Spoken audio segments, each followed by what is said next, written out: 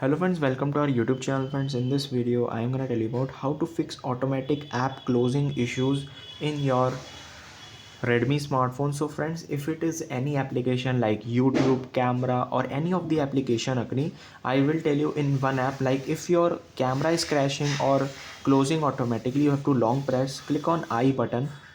Now you have to just scroll down and you will see data usage.